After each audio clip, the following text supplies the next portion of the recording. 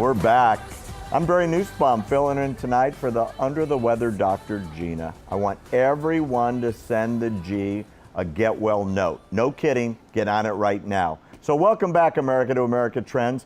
Make sure you check out ytaclub.com to join the Youtoo America Club and use the promo code GINA to claim your free stuff. It's kind of like being a Democrat, but this free stuff isn't stolen from taxpayers.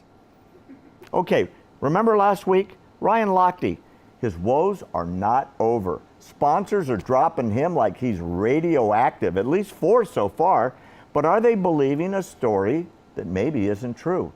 Is Ryan Lochte not the scoundrel we've been hearing about from the media? Joining me tonight is fitness expert and the CEO of Spartacus Strategies, Michael Karolchyk. Michael, welcome to the show. Well, Barry, thanks for having me, and you've hit the nail on the head. You always have to wonder now, whenever the mainstream media is covering a story, what's their narrative, what's their angle? And you'd have to say this. Think about how different this story would be if it was African athletes who were being treated by the police in our country the way that the Brazilian police treated our athletes. Where is the media doing the story? Now, USA Today did a great report that came out last night. They got the camera footage, they got the surveillance, and they found out the police were lying, that our athletes, including Ryan, never went into the restroom. So they never destroyed a sink. They never destroyed the soap dispenser. They never ripped the door down and broke the bathroom door. All they did was relieve themselves in an alley and tear down a $2 poster. And now, according to the police and witnesses, the athletes then were forced under guns to give up $500. Hold it. Let me stop you right there. You're telling me that the crime was not, first I heard they kicked in the door of the restroom.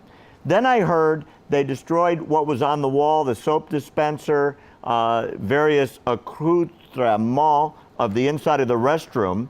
And then they were accosted by the security guard who was simply defending the property that had been vandalized. Is that all invented? That is all invented. Even worse than that is we've all been to third world countries. I've been to Brazil probably 20 times. I love to go to see the Miss Bum Bum competition. I've been to Mexico and lived in Mexico. Have you ever been to a gas station bathroom? How much is it worth? Right, Barry? $10 if you added all the sinks and everything else together.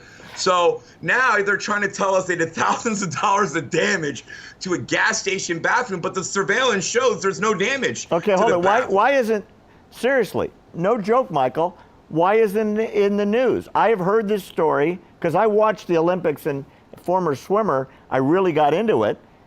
It's been on about 1,000 times that they tore the building down. Where's the true story coming out? Well, and this is where we again have to examine things, and with the way the mainstream media rushes to this. They've, just like you said, 1,000 stories on this.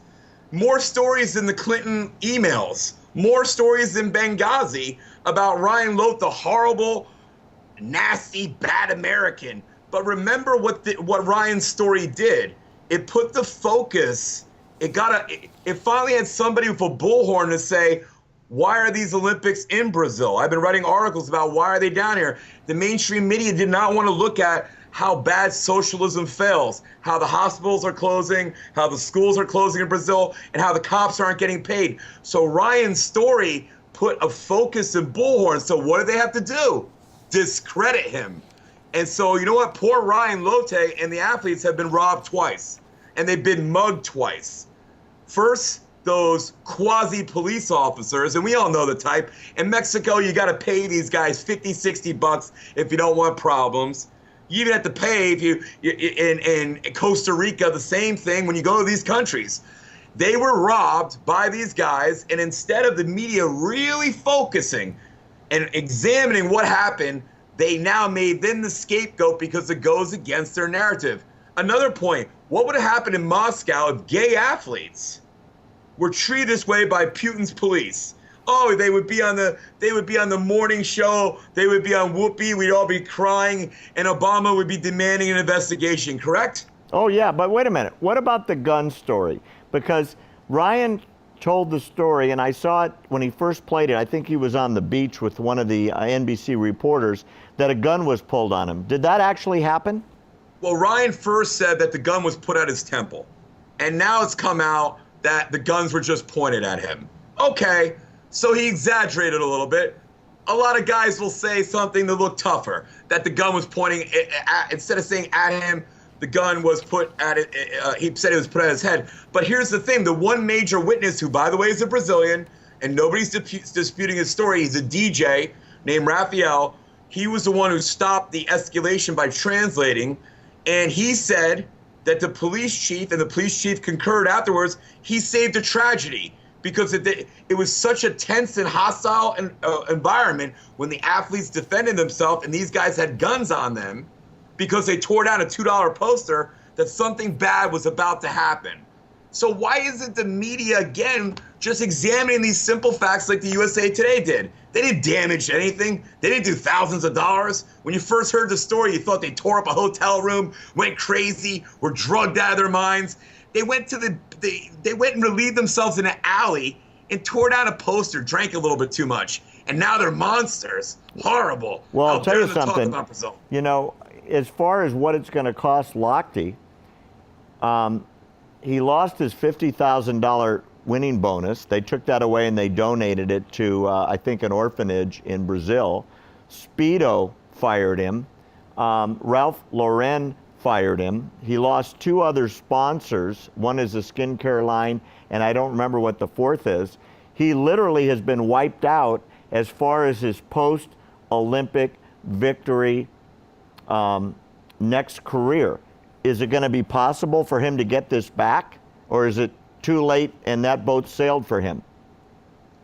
He's going to have a tough time regaining his wealth because, as you know, and many of the audience knows, swimmers make their money with their sponsorships. That's their big bread, not the meats and the different races and what have you, and the purses. So that's going to be very hard. The only way he could probably redeem himself to this mainstream media is to make himself into some sympathetic figure, maybe do a Bruce Jenner, okay, and turn himself in that angle, and then the media will love him, say how dare they treated transgender athletes this way, and demand an investigation.